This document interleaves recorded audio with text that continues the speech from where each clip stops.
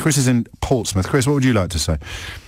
Oh, hi, James. Hello, Chris. Yeah, I'm, I guess, what I'd call a converted leaver. It's been slow coming. Well, yes. I think on the day after the referendum, I suddenly thought, what the bloody hell have we done? But then you go to the denial thing, and I thought, you look at the reasons why I voted, and then the main reason was probably for me the direction of Europe and the Selmayr move to a federalist superstate, which of course is unlikely to happen.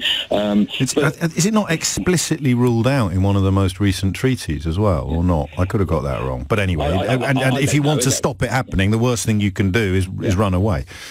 Well, and also, I think you realise that those who voted for UKIP and put Euro MPs in there who don't turn up for the vote will by default allow that sort of thing to happen anyway. But the reality is, I've come around that I thought I was fairly informed at that time. Okay, more so than a lot of people I know. But I didn't know the half of it. I mean, things like, I thought the Spanish were nicking our fish, the Dutch were nicking our fish, but then you realise actually it's our government that sold them the rights to nick our fish, so they weren't actually nicking it. And the quotas were introduced largely as a result of British overfishing.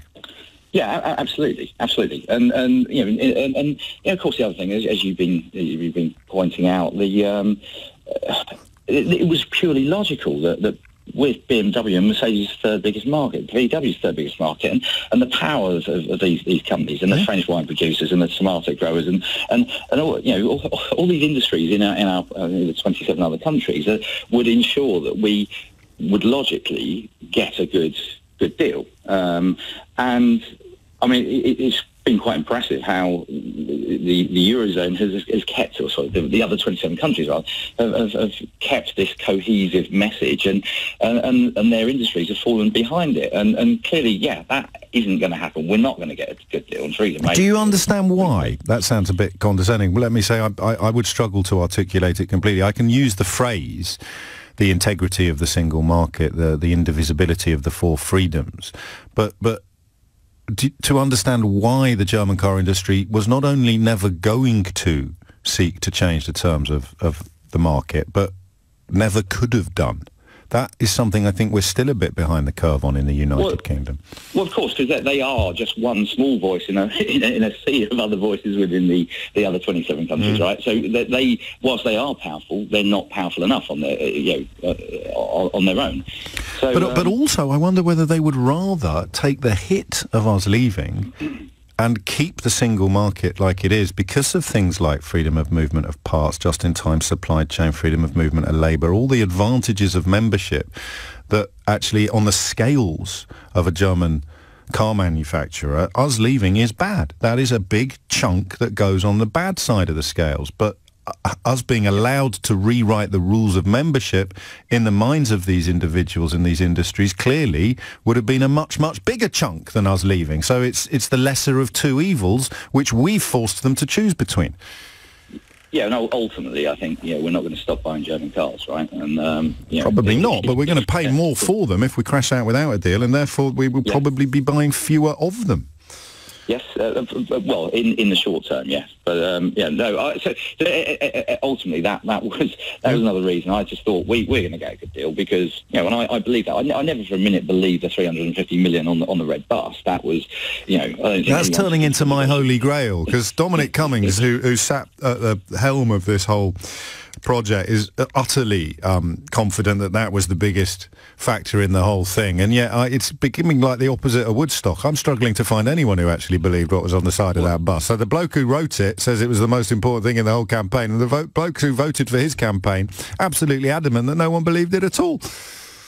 I think I have come across. I believe you. Oh, you have. All right. Well, maybe they open up more to you than they would to me. Well, I don't think they admit it now, right? So but of course we know it didn't factor in the our rebate and the funding we get for various projects across the UK. So even if the number was correct and it's in the first place, which it wasn't, it's and the other thing of that, which I kind of didn't fully understand, of course, is when somebody quite understandably turns around and says, well, it's not not their money, it's our money. They're just giving it back. But the point is that the EU, particularly with development and investment in poor areas, the EU decides where that shared money, that pooled money goes according to need.